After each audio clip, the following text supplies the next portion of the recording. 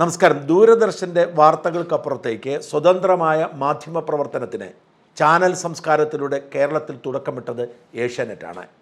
ഏഷ്യാനെറ്റ് ആദ്യം വാർത്തയും പ്രോഗ്രാമുകളുമൊക്കെ ഒരുമിച്ച് മുമ്പോട്ട് പോയിക്കൊണ്ടിരിക്കുന്നതിനിടയിൽ ഡോക്ടർ എം കെ മുനീറിൻ്റെ നേതൃത്വത്തിൽ ഇന്ത്യ വിഷൻ എന്ന പേരിൽ ഒരു സമ്പൂർണ്ണ വാർത്താ ചാനൽ തുടങ്ങുന്നു. കേരളത്തിലെ ആദ്യത്തെ സമ്പൂർണ്ണ വാർത്താ ചാനൽ ഇന്ത്യ വിഷനായിരുന്നു. ഇന്ന് മനോരമയും മാതൃഭൂമിയും അടക്കം അനേകം വാർത്താ ചാനലുകൾ നമുക്കിടയിലുണ്ടെങ്കിലും ഏഷ്യാനെറ്റ് ഒന്നാം സ്ഥാനം നിലനിർത്തുന്നു. ഇന്ത്യ വിഷൻ അസ്തമിച്ചുപോയി.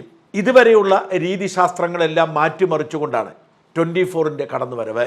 ഏറെ വൈകാതെ ഏഷ്യാനെറ്റിന് തൊട്ടു പിന്നിൽ മനോരമയ്ക്കും മാതൃഭൂമിക്കും മുകളിൽ 24 ന്യൂസ് രണ്ടാം സ്ഥാനം ഉറപ്പിച്ചു. ശ്രീകണ്ഠൻ നായർ എന്ന ബഹുമുഖ പ്രതിഭയുടെ അധ്വാനത്തിൻ്റെയും ആശയത്തിൻ്റെയും പ്രതിഫലനമായിരുന്നു 24 ന്യൂസ്. ശ്രീകണ്ഠൻ നായരുടെ സ്വപ്നങ്ങൾ അതേപടി പകർത്താൻ ഡോക്ടർ അരുൺകുമാർ എന്ന മിടുമിടുക്കനും ഒപ്പം നിന്നു. അരുൺകുമാറും ശ്രീകണ്ഠൻ നായരും ഒരുമിച്ച് നിന്ന് ആ ചാനലിനെ ഉയരങ്ങളിലേക്ക് കൊണ്ടുപോയി. നിർഭാഗ്യവശാൽ രണ്ടുപേർക്കും മാധ്യമപ്രവർത്തനത്തിൽ പരിചയമില്ലാത്തതുകൊണ്ട് പക വീട്ടുന്നതിനും വിദ്വേഷം തീർക്കുന്നതിനുമൊക്കെ അവർ മാധ്യമ മര്യാദകൾ മറികടന്നുകൊണ്ട് വാർത്ത സൃഷ്ടിക്കാൻ തുടങ്ങി. ഇതോടുകൂടി ഈ ചാനലിനെതിരെ വിമർശനവും കടുത്തു. പൊടുന്നതിന് ഡോക്ടർ അരുൺകുമാർ 24 ന്യൂസ് വിട്ട് റിപ്പോർട്ടർ ചാനലിലേക്ക് ചേക്കേറുന്നു. തട്ടിപ്പിലൂടെയും വെട്ടിപ്പിലൂടെയും പണം സമ്പാദിച്ച് ജയിൽവാസം വരെ അനുഭവിച്ച് അനേകം തട്ടിപ്പ് കേസുകളിൽ പ്രതികളായെങ്കിലും ഒടുവിൽ വളഞ്ഞ വഴിയിലൂടെ ധനം സമ്പാദിച്ച് സൽപ്പേരുണ്ടാക്കാൻ തുനിഞ്ഞിറങ്ങിയ അഗസ്റ്റിൻ സഹോദരന്മാർ റിപ്പോർട്ടർ ചാനൽ ബിനാമി ഇടപാടുകളിലൂടെ വിലയ്ക്ക് വാങ്ങിയപ്പോഴാണ് അരുൺകുമാർ ആ ചാനലിലേക്ക് ചേക്കേറുന്നത്. അരുൺകുമാറിൻ്റെ മികവ് കൊണ്ട് മാത്രം ആ ചാനൽ അതിവേഗം മുന്നേറി. ശ്രീകണ്ഠൻ നായരും 24 ന്യൂസും ചെയ്തതിൻ്റെ 10 മടങ്ങ് ശക്തിയിൽ അവർ വ്യാജ വാർത്തകളും നിറം പിടിപ്പിച്ച നുണക്കഥകളും എഴുതി പിടിപ്പിച്ച് ഒരു പരിധിവരെ ജനഹൃദയം കീഴടക്കി. പെട്ടെന്നാണ് 24നെ മറികടന്ന് റിപ്പോർട്ടർ രണ്ടാം സ്ഥാനത്തേക്ക് എത്തിയത്. 1-2 ആഴ്ച അവർ ഏഷ്യാനെറ്റിനെ മറികടന്ന് ഒന്നാം സ്ഥാനത്തുമെത്തി. വലിയ ആഹ്ലാദമായിരുന്നു അഗസ്റ്റിൻ സഹോദരന്മാർക്ക്. എന്നാൽ ഇത് തട്ടിപ്പാണെന്നും കൃത്രിമ വഴികളിലൂടെയാണ് അവർ ഈ നേട്ടം കൊയ്തതെന്നും ആരോപിച്ചുകൊണ്ട് ശ്രീകണ്ഠൻ നായർ ഒരു ദിവസം രംഗത്ത് വരുന്നു. ശ്രീകണ്ഠൻ നായർ നടത്തിയ വലിയൊരു സർജിക്കൽ സ്ട്രൈക്കിൻ്റെ പ്രതിഫലനമായിരുന്നു ആ വെളിപ്പെടുത്തൽ. എന്നാൽ റിപ്പോർട്ടർ ചാനലാണ് എന്ന് പറയാതെ ഒരു സ്വകാര്യ ചാനൽ ബാർക്ക് റേറ്റിംഗിൽ കൃത്രിമം കാണിക്കുന്നുവെന്ന് ഞെട്ടിക്കുന്ന വെളിപ്പെടുത്തലാണ് ശ്രീകണ്ഠൻ നായർ നടത്തിയത്. അത് റിപ്പോർട്ടർ ചാനലായിരിക്കും എന്ന സൂചന മറുനാടൻ അന്നേ പറഞ്ഞെങ്കിലും ശ്രീകണ്ഠൻ നായർ ഏത് ചാനൽ എന്ന് പറയാത്തത് കൊണ്ട് ആർക്കും അവരുടെ പേര് പറയാൻ കഴിഞ്ഞില്ല.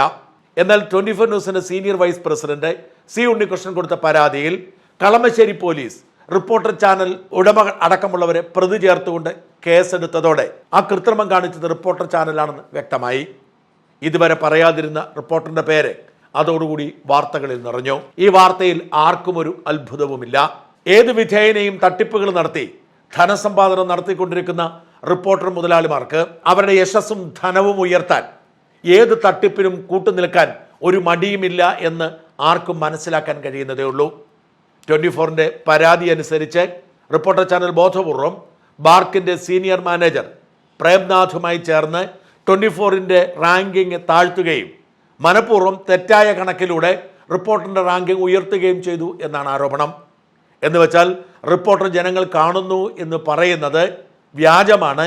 അത് കൃത്രിമ മാർഗത്തിലൂടെ ഉയർത്തിയ റാങ്കിങ്ങിൻ്റെ പേരിലാണ് നേട്ടം കൊയ്യുന്നത് എന്നർത്ഥം. ഇതുവഴി 24 ന്യൂസിന് ഏതാണ്ട് 15 കോടിയുടെ സാമ്പത്തിക നഷ്ടമുണ്ടായിരിക്കുന്നു എന്നാണ് പരാതി. കളമശ്ശേരി പോലീസ് വ്യാജരേഖ നിർമ്മാണം, വഞ്ചന തുടങ്ങിയ ഗുരുതരമായ വകുപ്പുകൾ ചുമത്തിയാണ് റിപ്പോർട്ടറിനെതിരെ കേസെടുത്തിരിക്കുന്നത്. BNSലെ 316(2), 317(4), 336(3), 340(2), 3(5) എന്നീ വകുപ്പുകൾ ചുമത്തിയിട്ടുണ്ട്. ഒന്നാം പ്രതി ബാർക്കിൻ്റെ മാനേജർ പ്രേംനാഥും രണ്ടാം പ്രതി റിപ്പോർട്ടർ ചാനലുമാണ്. ഇതിന് ബദലായി ഇന്നലെ റിപ്പോർട്ടർ ചാനൽ മറ്റൊരു വാർത്ത പുറത്തുവിടുന്നു. 24 ന്യൂസിൻ്റെ ചെയർമാനായ ആലിംഗൽ മുഹമ്മദ് 2000 കോടി രൂപയുടെ തട്ടിപ്പ് നടത്തിയെന്നാണ്. ഇതിൻ്റെ പേരിൽ ഒരു FIR നെടുമ്പാശ്ശേരി പോലീസ് രജിസ്റ്റർ ചെയ്തതിൻ്റെ വിശദാംശങ്ങളും റിപ്പോർട്ടർ പുറത്തുവിട്ടു. നിലമ്പൂരുകാരനായ അബ്ദുൾ സലാം അബ്ദുൾ റസാഖ് എന്നയാളാണ് പരാതിക്കാരൻ. 1993 സൗദി അറേബ്യയിൽ അബ്ദുൾ സലാം തുടങ്ങിയ ആശുപത്രി ശൃംഖല 2015 മുതൽ 19 വരെയുള്ള കാലയളവിൽ ആലിംഗൽ മുഹമ്മദും സംഘവും ചേർന്ന് തട്ടിയെടുത്തെന്നും ഏതാണ്ട് 2000 കോടിയോളം രൂപയുടെ ബിസിനസ് സാമ്രാജ്യമാണ് നഷ്ടപ്പെട്ടതെന്നും വ്യാജ പരാതിയുടെ പുറത്ത് ഈ അബ്ദുൾ സലാം ജയിലിൽ കിടന്നെന്നും ഔട്ട് ഓഫ് കോർട്ട് സെറ്റിൽമെന്റ് എന്ന പേരിൽ നാട്ടിലേക്ക് വിളിച്ചു വരുത്തി ഒരു പഞ്ചനക്ഷത്ര ഹോട്ടലിൽ വെച്ച് മർദ്ദിച്ചു എന്നുമൊക്കെയാണ് അബ്ദുൾ സലാം ആലുങ്കൽ മുഹമ്മദിനെതിരെ പരാതി കൊടുത്തിരിക്കുന്നത്. ഈ പരാതിയിൽ ആലുങ്കൽ മുഹമ്മദിനെ ഒന്നാം പ്രതിയാക്കി പോലീസ് കേസെടുക്കുകയും ചെയ്തു. ആലുങ്കൽ മുഹമ്മദ് ഇതിന്റെ വിശദീകരണവുമായി രംഗത്ത് വരികയും റിപ്പോർട്ടർ ചാനലിനെതിരെ 100 കോടി നഷ്ടപരിഹാരം ആവശ്യപ്പെട്ടുകൊണ്ട് കേസ് കൊടുക്കുന്നു എന്ന് പ്രഖ്യാപിക്കുകയും ചെയ്തിട്ടുണ്ട്. നേരത്തെ രാജീവ് ചന്ദ്രശേഖരും റിപ്പോർട്ടറിനെതിരെ 100 കോടിക്ക് കേസ് കൊടുക്കും എന്ന് പ്രഖ്യാപിച്ചിരുന്നു. റിപ്പോർട്ടറിന്റെ വാർത്തയേക്കാൾ വിശ്വാസ്യത 24-ൻ്റെതാണ് എന്നാണ് സാഹചര്യങ്ങൾ തെളിയിക്കുന്നത്. ആലുങ്കൽ മുഹമ്മദ് 20 കോടിയുടെ തട്ടിപ്പ് നടത്തി എന്ന് പറഞ്ഞാൽ വിശ്വസിക്കാൻ ഒരു സുഖമുണ്ടായിരുന്നു. തട്ടിപ്പ് നടത്തിയിരിക്കുന്നത് 2000 കോടിയാണ്. അതും 2013 മുതൽ 19 വരെയുള്ള കാലഘട്ടത്തിൽ. ഈ 6 വർഷം ഈ പരാതിക്കാരനും റിപ്പോർട്ടർ ചാനലും എവിടെയായിരുന്നു? എന്തുകൊണ്ടാണ് 2000 കോടി അതും ഏതാണ്ട് 5 വർഷം കൊണ്ട് അടിച്ചു മാറ്റിയിട്ടും മഹാനായ ഈ നിലമ്പൂർ സ്വദേശി പരാതി കൊടുക്കാതിരുന്നത്? എന്ന് മാത്രമല്ല, സൗദി അറേബ്യയിലെ ഒരു ആശുപത്രി ശൃംഖല സൗദി അറേബ്യയിൽ താമസിക്കുന്ന ആലുങ്കൽ മുഹമ്മദ് അടിച്ചു മാറ്റിയതിൻ്റെ പേരിൽ നെടുമ്പാശ്ശേരി പോലീസിലാണോ കേസ് കൊടുക്കുന്നത്? എന്തുകൊണ്ടാണ് സൗദി അറേബ്യയിൽ കേസ് കൊടുക്കാത്തത്? പ്രഥമ ദൃഷ്ട്യാ തന്നെ ആലുങ്കൽ മുഹമ്മദിനെതിരെയുള്ളത് കെട്ടിച്ചമച്ച ഒരു കേസാണെന്ന് വ്യക്തമാവും. റിപ്പോർട്ടർ ചാനൽ മുതലാളിമാരെന്ന് അവകാശപ്പെടുന്ന അഗസ്റ്റിൻ സഹോദരന്മാർ ഇതല്ല ഇതിനപ്പുറവും ചെയ്യുമെന്ന് എല്ലാവർക്കും അറിയാം. എന്തായാലും ഈ 2 ചാനലുകളും തമ്മിലുള്ള യുദ്ധം വളരെ കൗതുകത്തോടെയാണ് കേരളീയ സമൂഹം നോക്കിക്കാണുന്നത്. ഈ 2 കൂട്ടരും വാസ്തവത്തിൽ ഇവിടുത്തെ ചാനൽ സംസ്കാരത്തിന് വിനയായിരുന്നു. 2 പേരും ചേർന്ന് ചാനൽ അന്തരീക്ഷത്തെ മലീമസമാക്കി. ആകപ്പാടുള്ള വ്യത്യാസം 24-ന് കഴിയാത്തത്രയും വ്യാജ വാർത്തകൾ റിപ്പോർട്ടർ ചാനൽ കൊണ്ടുവരുന്നു എന്നതാണ്. അതിന് കാരണം ശ്രീകണ്ഠൻ നായരെ പോലെ അല്ല അഗസ്റ്റിൻ സഹോദരന്മാർ.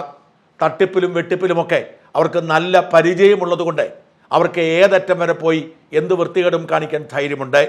എന്തായാലും ഇവർ തമ്മിലുള്ള യുദ്ധത്തിൽ കേരളത്തിൻ്റെ ചാനൽ സംസ്കാരം മെച്ചപ്പെടുമെന്നും റിപ്പോർട്ടർ ചാനൽ ആവശ്യത്തിന് പണി വാങ്ങിക്കൂട്ടുമെന്നും വിശ്വസിക്കാം. പ്രത്യേകിച്ച് ബാർക്ക് റേറ്റിംഗിൽ കൃത്രിമം കാണിച്ചാൽ ബാർക്ക് ഇന്ത്യ വെറുതെ വിടില്ല. ഇന്ത്യയിലെ മുഴുവൻ ചാനൽ മുതലാളിമാരുടെയും പരസ്യ ഏജൻസികളുടെയും സംയുക്ത പ്രസ്ഥാനമാണ് ബാർക്ക്. 50,000 കോടി വരുന്ന പരസ്യ മാർക്കറ്റിനെ നിയന്ത്രിക്കുന്നത് ബാർക്ക് ഇന്ത്യയാണ്.